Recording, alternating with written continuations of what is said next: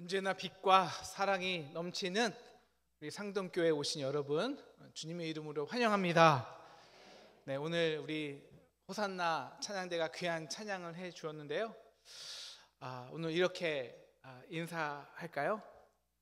이제 당신을 위한 새 예루살렘이 내려옵니다. 이렇게 인사하겠습니다.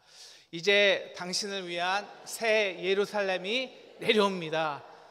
빛과 사랑이 넘치는 새 예루살렘이 여러분의 가정과 우리 교회와 여러분의 자녀 가운데 넘쳐 흐르기를 주님의 이름으로 축원합니다. 요한계시록 듣느라고 수고 많이 하셨어요. 이제 거의 다 끝났거든요. 오늘 하고 다음 주면 끝이 납니다.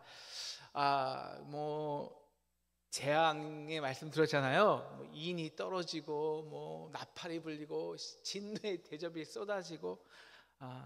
여러분, 요한계시록은 심판을 말하는 게 아니에요. 그래서 심판으로 인간의 땅과 하늘이 무너지지만, 그래서 그때 새 하늘과 새 땅이 이렇게 임해라는 말씀이에요. 그래서 새 예루살렘이 이렇게 내려온다고, 이 말씀을 하시기 위해서 이 새 예루살렘을 여러분에게 저에게 선물로 주기 위해서 지금까지 그렇게 심판 재앙의 얘기를 하신 겁니다. 그래서요, 우리는 진짜 이 새 예루살렘을 선물로 받아야 돼요. 우리 한번 옆에 사람에게 이렇게 인사할까요? 새 예루살렘을 선물로 받으십시다. 그런데 지금 이 예루살렘이요, 이 온 세계가 이 예루살렘 때문에 몸살입니다. 지금 이 이스라엘과 하마스 전쟁이 이제 중동 전쟁으로 되고, 혹시 이것이 진짜 인류의 아마겟돈 전쟁이 되지는 않을까 염려하고 있어요.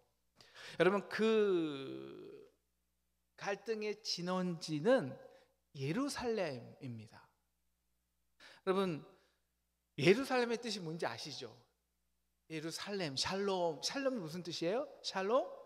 평화. 그래서 예루살렘은요, 평화의 하늘에서 내려오는 평화의 근원, 이 땅의 모든 평화를 만드는 근원이에요. 근데 지금 예루살렘은 오히려 반대죠. 이 땅의 모든 갈등과 싸움과 전쟁과 테러를 만드는 진원이 되었어요. 진원이. 그게 사실 인류의 역사였어요. 인류의 역사 그 자체가 뭐냐면 예루살렘을 차지하기 위한 전쟁입니다. 인류의 역사가. 그래서 바벨론, 아시리아, 바벨론, 애굽, 제국 똑같아요. 그리고 로마에게 그 예루살렘이 폭삭 망한 뒤에 그 위에도 비잔티움, 무슬림, 오스만, 튀르키 끊임없이 정복 전쟁을 해요. 그리고 그 뒤에는 유대인들이 이제 땅을 잃어서 뿔뿔이 흩어지죠. 그런데 기적 같은 일이 발생했어요. 1948년 유엔 안전보장 이사회에서 팔레스타인 땅을 이스라엘 국가로 선포해 버렸습니다. 결정했어요.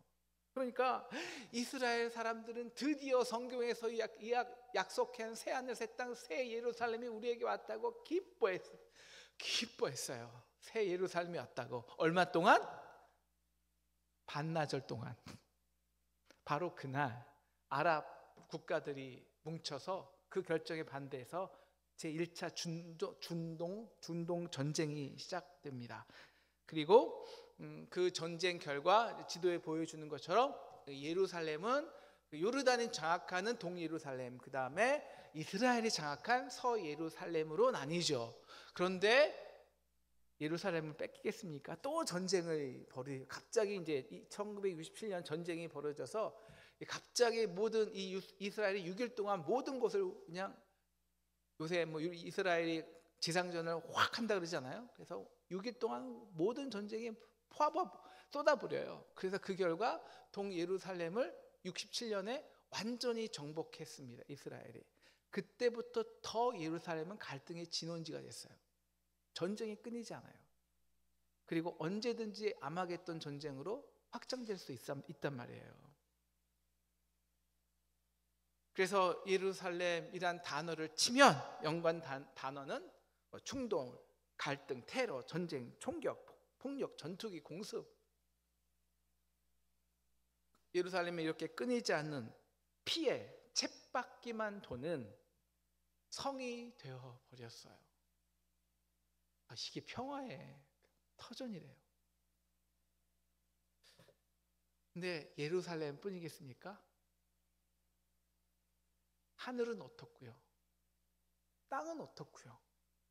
여러분의 가정은 어떻고요? 우리의 교회는 어떻습니까? 여러분, 지금 하늘이요, 전 너무 그래도 감사해요. 이 코로나 때문에 그전 하늘을 보면 이 인간이 그 자기 욕심과 번영을 꿈꾸면서 뽑아낸 그 매연과 미세먼지로 그 푸른 하늘이 잿빛 하늘이 됐잖아요. 요새는 조금 푸러졌어요. 땅은 어떻고요? 여러분, 이 땅은요, 이 생명의 기운이 가득한 땅이에요. 요새 이 암 환자들이 맨발로 흙을 밟으면서 치유한 사람이 많거든요. 그래서 어싱족이라고 해요. 어싱족. 그러니까 맨발로 걷는 사람들. 제가 다시 맨발로 맨 처음에 걸었는데 그걸 누가 보고 따라했는지. 근데 요새는 맨발로 걸어서 걸을 데가 없어요. 흙을 밟을 데가 없어요. 왜? 그 귀한 생명의 땅을 인간들이 거기다 개발을 한다고 콘크리트를 다 쳐발라 버려갖고요, 다 망가뜨렸어요. 나라는 어떻습니까? 우리 정권이 바뀔 때마다 새 나라를 건설하겠다고 새 비전과 그리고 새 법과 새 질서를 만듭니다. 그런데 2, 3년이 지나 보십시오. 똑같습니다. 사람만 달라졌지 똑같이 고통당하고 똑같이 아파하고, 그래서 그놈이라고 한탄을 합니다. 우리는 그래요. 우리는 정말 새로운 것, 변화를 원하잖아요. 새 직장을 얻으면, 새 아파트에 들어가면, 뭐 다른 기업 들어가면, 심지어 뭐 새로운 사람을 만나면 진짜 새 땅이 경험, 새로운 삶이 주어질 것 같죠. 요사이 이 한 유명인이 재벌 3세와 결혼하려다가 세상을 떠들썩하게 만든 사건이 있습니다. 반응이 똑같아요. 또 재벌 3세야? 정말 새롭게 변화되고 싶어서요, 상담도 받아요. 네. 그리고 새로운 수많은 변화를 시도하고 새로운 방법도 도용해요. 그런데 그때뿐이에요. 불평이 생기죠. 원망이 생겨요. 그리고 책임 전가가 시작되고, 그러면 누가 옳으냐 틀리냐, 이 돌림노래, 이 지겨운 전쟁이 또 어김없이 시작됩니다. 새 나라가 되겠다고, 새로운 정의를 구현하겠다고 열심히 일한 인간들은요, 언제나 그 일에 대한 공덕과 의가 생기기 마련입니다. 그래서 결국 그것에 대한 주장과 보상의 마음이 싹 자리 잡고 있어요. 이 자기중심. 우리 노래는 그 인간의 중심을, 한계를 벗어날 수가 없어요. 새 노래를 못 불러요. 그래서 주도권, 기득권 싸움이 시작되고, 다시 옛 질서, 옛 싸움, 옛 것이 스물스물 찾아옵니다. 그래서 전도서 기자는 단호히 말합니다. 해 아래 새 것이 없다. 여러분, 우리 이 인류의 역사, 성경의 역사가 뭐예요? 하나님께서 새 하늘과 땅을 창조하셨어요. 그리고 너무 좋아서 기뻐하셨어요. 그리고 우리에게 완벽한 에덴 동산을 주었다고요. 그런데 이 뱀이, 죄가 들어오죠. 이 뱀이 나중에 우리 용이 되잖아요. 이 뱀이 유혹을 합니다. 야, 이거 먹으면 너도 하나님같이 될 수 있다고, 그렇게 지혜롭게 된다고, 하나님 없이도 너도 스스로 의롭게 될 수 있으니까, 이 땅의 모든 존재의 근원은 의예요. 그래서 나라가 세워질 때마다 이 정의가 있어야 되는 겁니다. 이 의가, 정당성이 없는 나라는 망하는 거예요. 그리고 이 창세기 3장의 뱀이요, 결국 그 모든 죄의 역사를 이어와서는 요한계시록 17장에 와서는 큰 용이 되어서 큰 음녀가 되는 거예요. 그래서 이 바벨탑을 쌓다가 흩어진 인간들에게 이제 짐승이 더 큰 뭐 부와 권력과 힘, 인간적인 지혜를 주면서 야, 이제 이곳에서 큰 성 바벨론을 지어봐, 세워봐, 그리고 나에게 경배해. 그럼 내가 완벽한 그 도시와 날개 속에 너희를 보호해줄게. 그러면 너희 하나님 없이도 살 수 있다고. 완벽하게 살 수 있어. 그래서 우리 18장 16절에 보면 자주 옷을 입고 금과 보석과 진주로 꾸민 집에서 살라고 우리를 유혹하죠. 그렇게 인간은 인간의 땅에서 하늘까지 바벨탑을 쌓고 자신이 최고라고 자신의 이름을 내고 자기 의로 살아가게 됩니다. 그 결과 이 땅은 새 예루살렘이 없습니다. 왜? 남은 건 전쟁뿐이니까. 자기 의의 싸움, 치열한. 그런데 요한계시록은요, 오늘 이제 약간 정리가 필요하잖아요. 요한계시록은 또 다른 부류를 이제 설명하죠. 소개하죠. 그 유혹에 빠지지 않은 사람들, 그 날개 아래 보호받지 않은, 표를 받지 않은 사람들. 왜? 그래서 요한계시록은 이 하늘의 예배를 먼저 경험하게 하잖아요. 뭐가 진짜 하늘의 보좌인가? 누가 진짜 통치자인가? 누구예요? 사자이지만 어린 양이 되신 예수님, 그리스도. 권력 자랑, 힘 자랑하는 로마 황제가 아니라 우리의 허물과 죄악과 연약함을 감당하시기 위해 가장 낮은 곳에 임하여서 우리의 모든 것을 사랑으로 덮어버리신, 죽으신 어린 양. 그러면 그 어린 양이 우리 마음의 보좌에 임하잖아요. 그러면 그 사람들은요, 이 땅에서도 예수를 왕으로 경험합니다. 말씀을 예수의 증인으로 살아요. 그 언약대로 산다고요. 그래서 핍박받아요. 왜? 그들이 그 언약대로 살아서 예수가 오시면 이 하늘의 전쟁에서 쫓겨난 이 사단이 땅에서도 완전히 멸망되는 거예요. 그래서 이 사단은, 이 뱀은요, 이 생명을 낳지 못하게 여자를 박해합니다. 교회를 박해하는 거예요.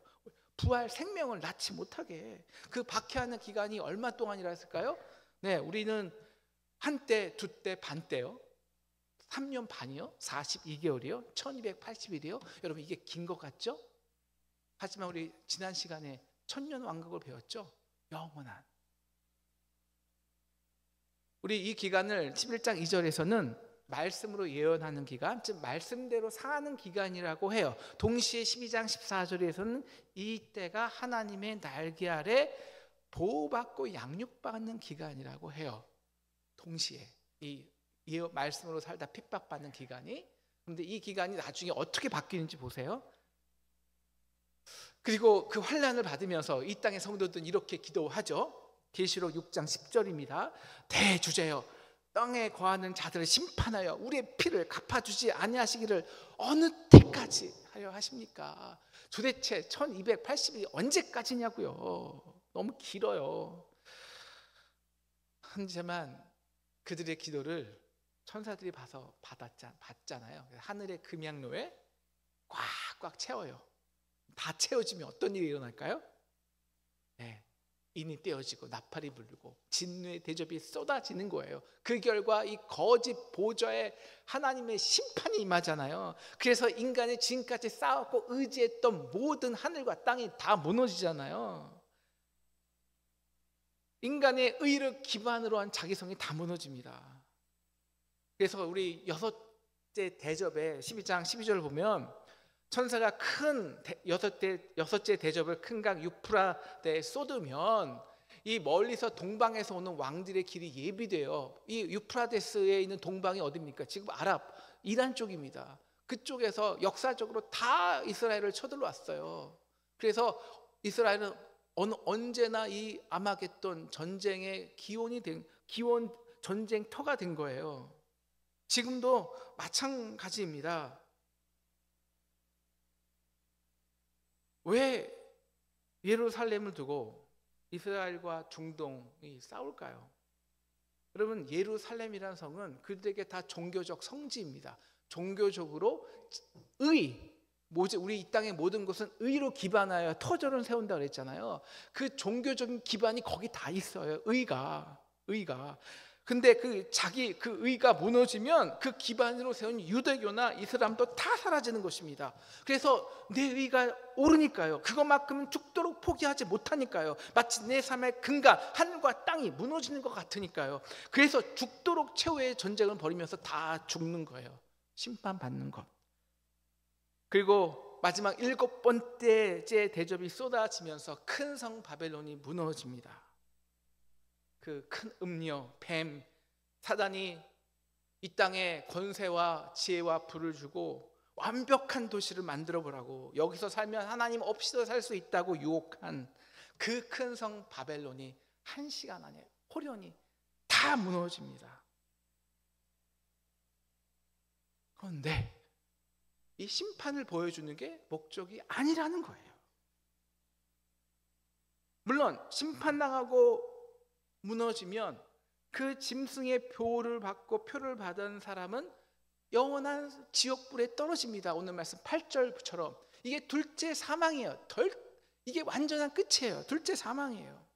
그런데 아까 말씀드린 다른 쪽 사람들, 1280일 동안 주의 날개 아래 보호받은 사람을, 말씀으로 살아본 사람들, 환난 속에서 어렵지만 그래서 눈물 흘려본 사람들, 바로 그 사람들에게는 그래서 그 하늘과 땅이 무너지는 그 순간 새하늘과 새 땅이 선물로 주어진다는 거예요. 이것이 1절이에요. 짧지만 이 내용입니다. 함께 읽겠습니다. 시작. 또 내가 새하늘과 새 땅을 보니 처음 하늘과 처음 땅이 없어졌고 바다도 다시 있지 않더라. 그리고 2절.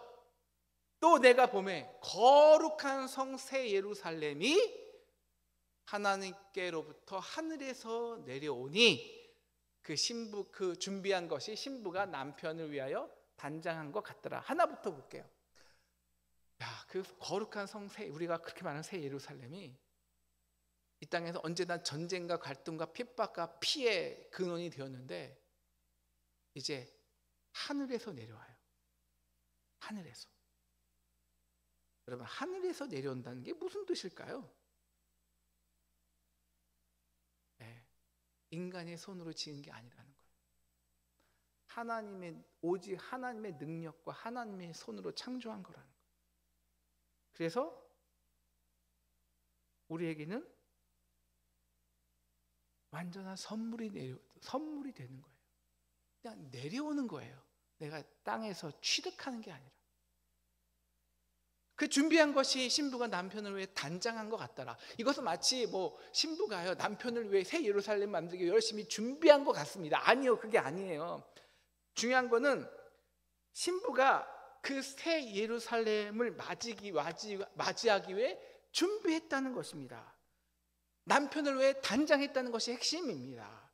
여러분, 우리가 보았지만 신부가 단장해야 할 옳은 행실이 무엇인가요?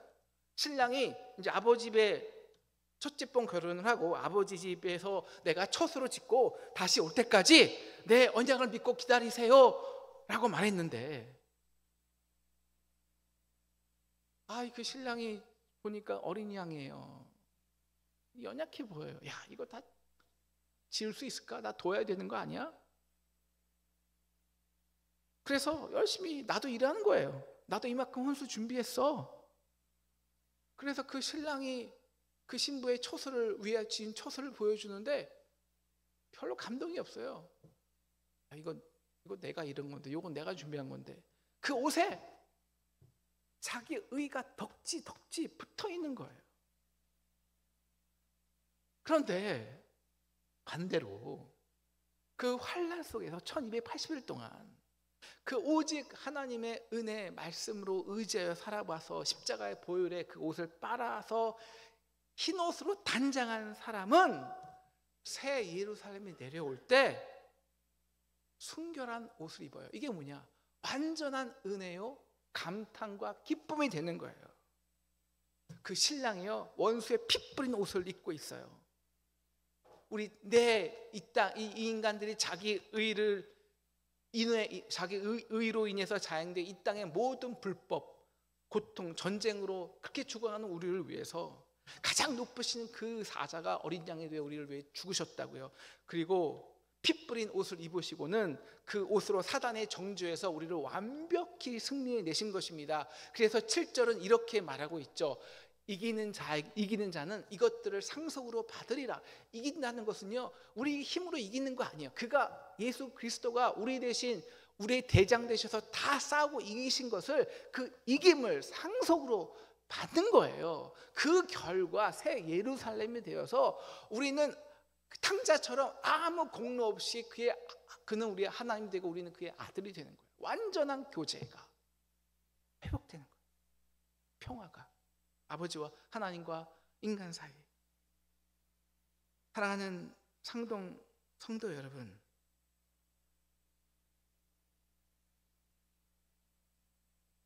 그렇게 어린 양이 우리 마음의 보좌가 되면요, 그 어린 양이 5절 이렇게 선포해요. 이렇게 선포하는 거예요. 그 어린 양이 5절 보여주시면요, 보좌에 앉으신 이가 이르시되 보라, 내가 만물을 새롭게 하노라. 여러분, 어떻게 만물이 새로워질까요? 우리는 정말 그 새로움을 갈망하잖아요. 어떻게 만물, 우리 주위의 모든 것들이, 아내와의 관계, 아이들과의 관계, 우리의 가정, 우리 직장, 우리 교회, 어떻게 정말 매일 갈망하잖아요. 새로워지기를, 좀 바뀌기를. 근데 만물이 어떻게 새로워질까요? 딱 하나, 모든 것이 하늘에서 내려오는 선물이 될 때. 여러분, 그럼 그 순간 즉시 마음의 평화가 임해요. 내게 강 같은 평화. 그러면 내가 지금 있고 내가 내 옆에 주위의 모든 아이들이 선물이 돼요. 여러분, 우리가 아무리 뛰어나고 잘났어도 지혜가 있는데 우리가 생명을 만들어낼 수 있어요? 그건 선물이에요. 생명은. 참, 제가 인간은 그런 것 같아요. 좀 환란의 경험을 하면 그제야 비로소 아내가 선물이 되더라고요. 아내가. 생명은 우리가 투쟁해서 만들 수 있는 게 아니에요. 영생은 선물입니다. 그렇게 아내와 직장의 교회가 정말 하나님이 우리에게 하늘에서 내려주신 선물이 돼요. 그래서 우리 교회는 내가 투구하고 싸워서 이겨야 할 장소가 아닙니다. 우리에게 주신 선물이에요. 여러분, 우리가 상동교회 세우기 위해서 열심히 일했습니까? 교회는 세웠지만 여러분, 그 값이, 여러분, 이 땅값이 우리가 열심히 얻어서 낸 거예요? 아니에요. 그건 선물이에요. 일방적으로 주어진. 여러분이 노력해서 상동교회 교인이 되었습니까? 아니에요. 누군가의 기도 때문에, 어머니의 기도, 아버지의 신앙, 우리 선조들의 기도 때문에 우리가 그냥 상동교회 다니는 것 뿐이라고요. 선물로. 그렇게 주어진 모든 것에 내 의가 없고 하나님이 다 하늘에서 내려준 선물이 될 때 진정 그 하늘에서 평화가 내 영혼을 덮어버려요. 그곳이 새 예루살렘입니다. 새 예루살렘. 그래서 이사야서 65장 17절은요 이렇게 말해요. 그 새 하늘과 새 땅은 이리와 어린 양이 함께 먹을 것이며 사자가 소처럼 집을 먹을 것이며 뱀이 흙을 양식으로 삼을 것이니. 이게 뭐예요? 먹을 것이 충분해요. 다 선물이니까, 다 먹을 거니까. 왜? 하나님께서 다 주신 거니까. 그렇게 하늘에서 만나를 내려주시니까. 그래서 양육간식, 피 흘림이 없어요. 전쟁이 없어요. 그래서 6절 새 예루살렘에서는 생명수 샘물을 목마른 자에게 값없이 주는 거예요. 목마른 자, 그 은혜를 갈구하는 자에게. 하나님, 나 그 은혜 없으면 죽어요. 그들에게 그 값없이 먹는 거예요. 이 값없이 주기 전에 6절 말씀하실 때 이루었도다 선포해요. 이 이루었도다는 예수님께서 십자가상에서 자신의 몸과 피를 다 내어주신 후 그렇게 그 피로 우리의 원수에서 완전한 승리를 하신 후에 말씀하신 거예요. 이루었도다. 그렇게 우리는 값없이 받은 거예요. 사랑하는 상동 성도 여러분, 여러분은 값을 주고 사는 게 더 편해요? 값없이 사는 게 더 좋아요? 공짜로 사는 게 더 좋으세요? 값 주고 사는 게 더 좋으세요? 공짜로 사는 게 좋을 것 같죠? 근데 진짜 한번 생각해 보세요.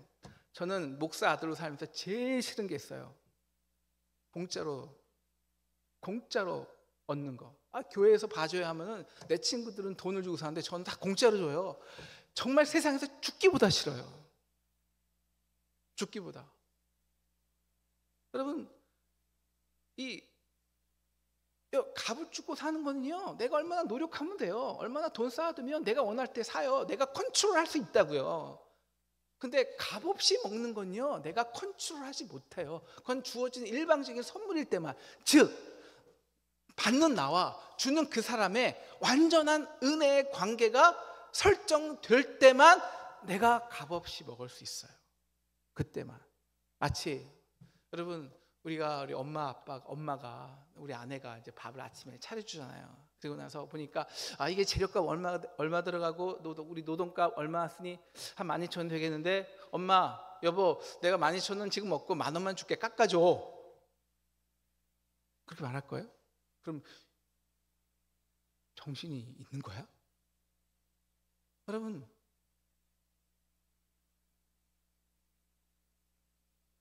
내가 받은 은혜는, 내 은혜를 절대 되살 수 없을 만큼, 갚을 수 없을 만큼 나에게 일방적으로 주어진 그 사랑의 관계 속에서만 우리는 값없이 먹고 마시는 게 편하네요.